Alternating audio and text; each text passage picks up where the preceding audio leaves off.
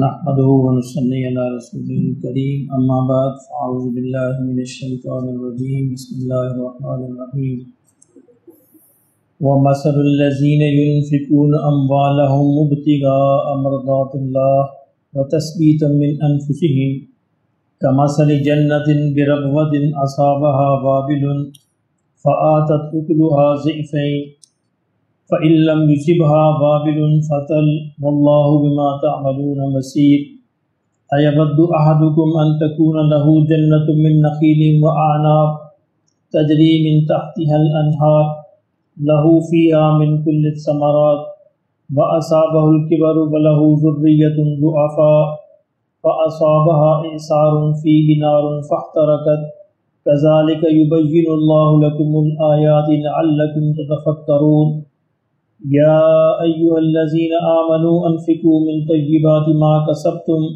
ومما أخرجنا لكم من الأرض ولا تيمموا الخبيث منه تنفقون ولستم بآخذيه إلا أن تغمضوا فيه واعلموا أن الله غني حميد الشيطان يعدكم الفقر ويأمركم بالفحشاء والله يعدكم مغفرة منه وفضلا والله واسع عليم يؤتي الحكمة من يشاء ومن يؤت الحكمة فقد أوتي خيرا كثيرا وما يذكر إلا أولو الألباب صدق اللہ العظیم۔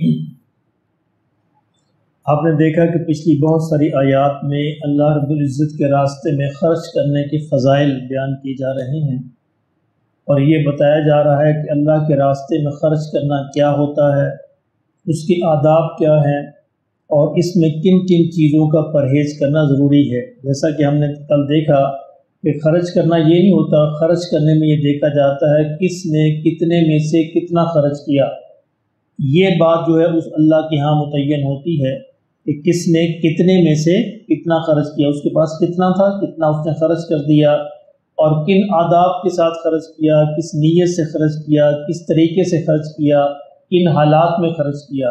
یہ ساری چیزیں اس خرچ کا جو ہے ثواب اور اجر جو ہے متعین کرتی ہیں۔ کل ہم نے دیکھا کہ اللہ رب العزت نے فرمایا کہ میں 700 گنا تک اس کو بڑھا دیتا ہوں، اور 700 گنا بھی کم ہے، بلکہ فرمایا جس کے لیے میں چاہوں بے حساب بڑھا دیتا ہوں۔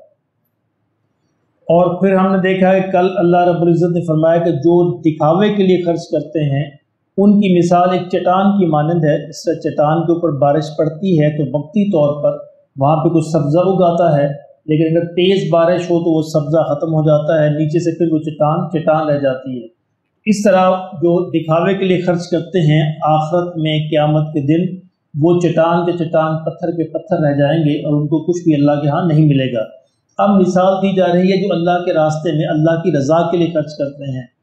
فرمایا کہ وَمَثَلُ الَّذِينَ، مثال ان لوگوں کی، يُنْفِقُونَ أَمْوَالَهُمْ، جو اپنے مال کو خرچ کرتے ہیں، ابتغاء مرضات اللہ، اللہ کی رضا حاصل کرنے کے لیے، وتثبیتا من انفسہم، اور اپنے دل کو اللہ پر ثابت، اللہ کی رضا کے لیے ثابت قدم رکھنے کے لیے، کمثل جنت، ان لوگوں کی مثال ایک باغ کی مانند ہے، بربوۃ، وہ باغ جو اونچی جگہ پر ہو، جو ایک ٹیلے پر ہو، سطح مرتفع پر ہو، اصابها وابل، اس کو جب کوئی تیز بارش ہوتی ہے، فآتت اکلها ضعفین، تو اس کا پھل دگنا ہو جاتا ہے۔ یعنی چونکہ زرخیز زمین ہے، اونچی زمین ہے، تو بارش اس کو بڑا فائدہ دیتی ہے۔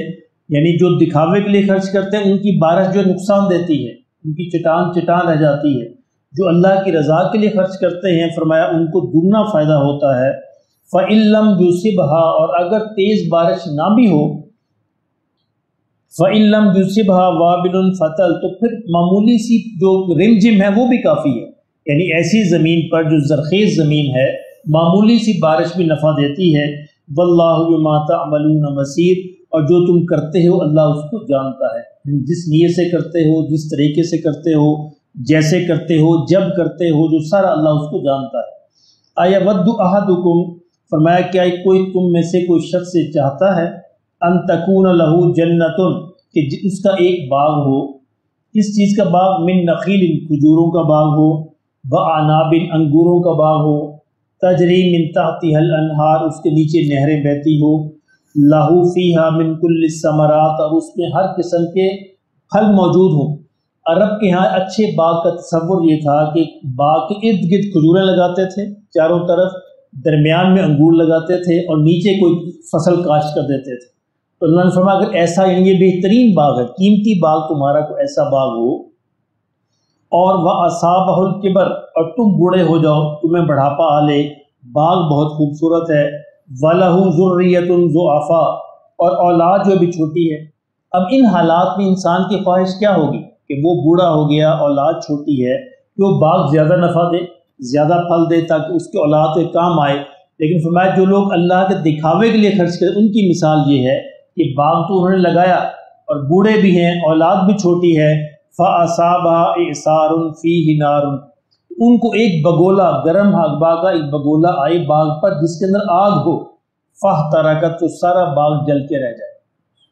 کرائی کمائی جو ہے وہ آن کی آن میں، لمحے کے لمحے کے اندر سارا کچھ ختم ہو کے رہ جائے گا۔ كَذَلِكَ يُبَيِّنُ اللَّهُ لَكُمُ الْآيَاتِ، فرمایا اسی طرح اللہ تمہارے لیے اپنی آیات کو واضح کرتا ہے، لَعَلَّكُمْ تَتَفَكَّرُونَ، تاکہ تم غور کرو، تم سوچو، یعنی مثالیں دے دے کر اللہ تمہیں سمجھا رہے ہیں تاکہ تم غور کرو اور سوچو۔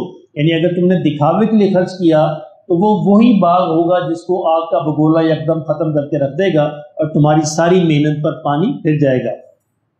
یا ایھا الذین آمنوا، اے ایمان والو، انفقوا من طیبات، تم پاکیزہ چیزوں میں سے خرچ کرو۔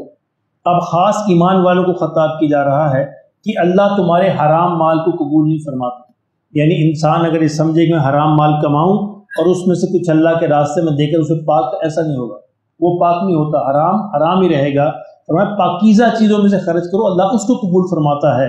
ما کسبتم، جو تم کماتے ہو تجارت کے ذریعے سے، وَمِمَّا أَخْرَجْنَا لَكُم مِّنَ الْأَرْضِ، جو تم کماتے ہو زراعت کے ذریعے سے، دونوں میں پاکیزہ چیزیں ہونی چاہیے، کمائی تمہاری جو بھی ہو پاکیزہ ہو۔ وَلَا تَيَمَّمُوا الْخَبِيثَ مِنْهُ، فرمایا خبیث چیز دینے کا تو ارادہ بھی نہ کرو، یعنی جو حرام کی چیز ہے، جو ناجائز چیز ہے، خبیث چیز ہے، خبیث مال جو ہے، اس کو تو اللہ کے راستے میں دینے کا ارادہ بھی کرنا گناہ ہے۔ تنفقون، فرمایا کہ تم خرچ کرتے ہو، جب خرچ کرتے اگر ایسا مال تم خرچ کرو، یعنی خبیث چیز خرچ کرو، گندی چیز خرچ کرو، وَلَسْتُمْ بِآخِذِيهِ، تم خود بھی اس کے لینے والے نہیں ہو۔ یعنی اگر تمہیں کوئی ایسی چیز دے جو خراب چیز ہو تو کیا تم خود لے لو گے؟ تو اللہ کے راستے میں اللہ کو خبیث چیز دیتے ہو۔ إِلَّا أَن تُغْمِضُوا فِيهِ، سوائے اس سے کہ تم چشم پوشی کر لو، یعنی اگر تمہیں کوئی خراب مال دے، خراب چیز دے تو تم آنکھیں بند کر لو تو کر لو، ورنہ تمہارا دل نہیں کرتا ہوتا کہ تم اس کو قبول کرو، تو اللہ کیسے قبول فرمائے؟ تو یہ ایک مثال دی جا رہی ہے کہ تم جب تم نہیں قبول کرتے تو اللہ تو بہت بڑی ذات ہے، اللہ کس طرح تمہارے حرام مال کو، خبیث مال کو قبول فرما لے گا۔ وَاعْلَمُوا، اور جان لو، ان اللہ غنی حمید، اللہ تو بے نیاز ذات ہے، ان اللہ غنی حمید، اور وہی ساری تعریفوں کے اور حمد کے لائق ہے، اس لیے اس کا ارادہ بھی نہ کرو کہ تم جو خراب مال جو ہے اور خبیث مال جو ہے وہ اللہ کے راستے میں خرچ کرو۔ اب تمہیں خرچ کرنے سے کون روکتا ہے؟ شیطان۔ کس طرح روکتا ہے؟ شیطان کا ہتھ کنڈا کیا ہے؟ الشیطان یعدکم الفقر، فرمائے شیطان تمہیں ڈراتا ہے تنگ دستی سے، کہ تم نے خرچ کیا نا تنگ دستی ہو جاؤ گے، مال کم رہ جائے گا، تمہارا کیا بنے گا، تمہارے بچوں کا کیا بنے گا۔ دیکھیں ساری عمر ہم یہی سوچتے رہتے ہیں نا کہ میرے مرنے کے بعد میرے بچوں کا کیا بنے گا۔ یہ عجیب جملہ ہے، یعنی کبھی یہ نہیں سوچتے کہ میرے مرنے کے بعد میرا کیا بنے گا۔ اصل مسئلہ تو یہ ہے کہ میرے مرنے کے بعد میرا کیا بنے گا۔ ہم یہ سوچتے ہیں کہ میرے مرنے کے بعد بچوں کیا، وہ بچوں کا تو بن جانا ہے۔ ہم نے ایسے ایسے بچے یہاں پہ دیکھے ہیں جن کو ان کے والدین جو ہے بچپن میں یتیم چھوڑ کر مر گئے، تو اللہ نے بہترین طریقے سے پال دیا۔ پالنے والی ذات تو اللہ ہے، تو تم اگر یہ سوچتے ہو کہ تمہارے مرنے کے بعد بچوں کیا بنے گا، تو وہ پالنے والی ذات تو اللہ ہے۔ تم یہ سوچا کرو کہ تمہارے مرنے کے بعد تمہارا کیا بنے گا، اور تمہارے وہی مال کام آئے گا جو تم نے زندگی میں دے دیا ہوگا، بچے نہیں دیں گے۔ ابھی یہی ایک ہماری مسجد نمازی ایک سوال پوچھ رہے تھے فجر کی نماز میں کہ جی میرے والد صاحب کا انتقال ہو گیا اور وہ ماشاءاللہ بڑے اچھے ٹھیکیدار تھے، بڑا انہوں نے مال کمایا چھوڑا، اب لیکن چونکہ ٹھیکیداری میں پیمنٹس چلتی رہتی ہیں، اب ان کے اوپر وہ کہتے ہیں کہ 10-12 لاکھ کا قرض ہے۔ اب جب مال ان کا تقسیم کیا، وہ کہتے ہیں ہم 4 بھائی ہیں، 2 بہنیں ہیں، سب کو 10-10 12-12 لاکھ سب کے حصے میں آ گیا۔ اب کوئی بھی قرضہ ادا کرنے کو تیار نہیں اللہ. اور باپ جو ہے قبر میں جل رہا ہے، باپ قبر میں جل رہا ہے. شہید کا بھی قرضہ معاف نہیں ہوگا، شہید کا بھی قرضہ معاف نہیں ہوگا. اب وہ مجھے پوچھ رہا تھا میں کیا کروں. میں کہ تمہارے ذمے تو صرف یہ ہے کہ تمہارے حصے کا جو بنتا ہے وہ تم ادا کر دو، لیکن اگر تم باپ پہ احسان کرنا چاہتے ہو سارا ادا کر دو، تو یہ اللہ کے نزدیک بہت بڑا اجر ہوگا، بہت بڑی نیکی ہوگی. لیکن یعنی دیکھیں کہ بس سگی اولاد ہے، سگے بیٹے ہیں، سگی بیٹیاں ہیں، اور کہتے ہیں ان میں سے کوئی بھی دینے کو تیار نہیں. اور سارے کہتے ہیں ہمیں کیا، ٹھیک ہے اس نے کیا تھا وہ بھگتے. یعنی مرتے ساتھ ہی انسان یوں آنکھیں موڑ لیتے ہیں. اس لیے زندگی میں انسان جو بنا جائے، جو خرچ کر جائے، اولاد سے توقع کرنا کوئی اللہ ماشاءاللہ نیک اولاد ہو، اللہ توفیق دے دے تو کر دیتے ہیں. عام طور پر 99% یہی حال ہوتا ہے جو وہ بچہ مجھے سنا رہا تھا. فرمایا شیطان تمہیں اس بات سے ڈرائے گا کہ کیا بنے گا تمہارے بچوں کا، وَيَأْمُرُكُمْ بِالْفَحْشَاءِ، اور تمہیں برے کاموں کا حکم دے گا کہ حرام مال کما لو. یہ برا کام اس میں ہے کہ مال کماؤ، مال بناؤ، چاہے جیسے بھی ہو حرام مال کما لو. وَاللَّهُ يَعِدُكُمْ مَغْفِرَةً، فرمایا اس کے بالمقابل اللہ تم سے مغفرت کا وعدہ کرتا ہے.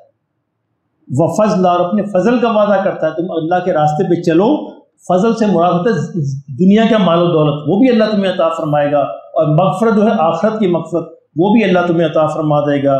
واللہ واسع علیم، کیونکہ اللہ بہت وسعت والے اور بہت ہی علم والے ہیں اور جاننے والے ہیں.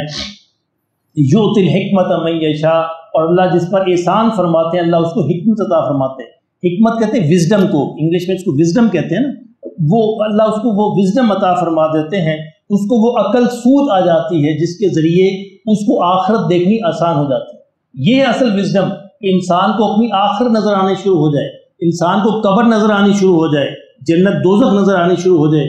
سیدنا علی رضی اللہ تعالیٰ عنہ فرمایا کرتے تھے کہ اگر جنت اور دوزخ جنت اپنی پوری رعنائی کے ساتھ اور دوزخ اپنے پورے عذاب کے ساتھ میرے سامنے کر دی جائے تو میرے ایمان میں کوئی فرق نہیں پڑے گا، کیوں بغیر دیکھے بھی میں ویسے ہی مانتا ہوں کہ حضور نے فرما دیا. تو یہ ہوتا ہے ایمان. تو جس کو اللہ حکمت دے دے، وہ وزڈم دے دے، اس کو ایسا ہی یقین آ جاتا ہے، پھر اس کے لیے عمل کرنا آسان ہو جاتا ہے. وَمَن يُؤْتَ الْحِكْمَةَ فَقَدْ أُوتِيَ خَيْرًا كَثِيرًا، فرمایا جس کو ہم یہ حکمت دے دیتے ہیں اس کو ہم خیر کثیر دے دیتے ہیں، یعنی سارے جہانوں کے خیر مل جاتی ہے. کیوں کہ اب اس کو نظر آنی شروع ہو گیا آخرت، اب اس کے لیے وہ عمل کرنا شروع کر دے گا، اب خیر اس کو مل گئی، ساری خیریں اکٹھی کر دے گا. وَمَا يَذَّكَّرُ إِلَّا أُولُو الْأَلْبَابِ، فرمایا ان ساری باتوں سے یاد دہانی حاصل نہیں کرتے مگر عقل والے، جن کو اللہ نے عقل سلیم عطا.